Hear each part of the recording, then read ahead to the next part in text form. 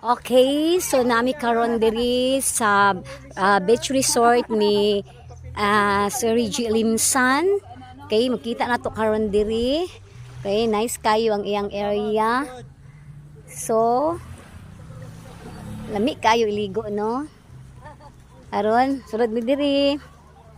Aw na mo diri ang iyang rest house. So, iyang rest house maing hapon. Maing hapon. Siyang kuan. Siyang si Madam. Ay, kamo din nagkuan diri? Sila Sir Diaz, no? Wow. So nice kayo ang iyang area, no?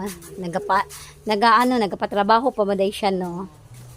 Iya pang patrabaho develop pang yag maayo. Okay, so nice kayo ang area niya. So guys, kung gusto mo mag-rent diri, so mag-PM lang mo, no? Pwede nato nirintahan ang iyahang resort. Okay, sabot-sabot lang sa iyahang renta. Di ba ginaparentahan man ni Sir Reggie? Sabot-sabot lang, PM lang price. So nice kaayo diri sa Bundas Lupon, Davao Oriental. So, gina-develop ang iyang area niya, ang iyang rest house, gina-develop niya karon.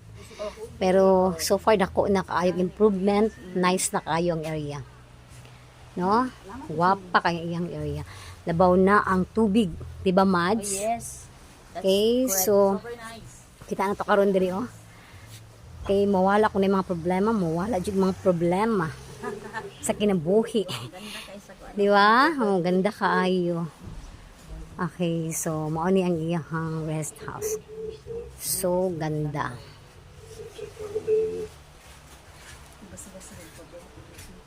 Dili basta-basta oy.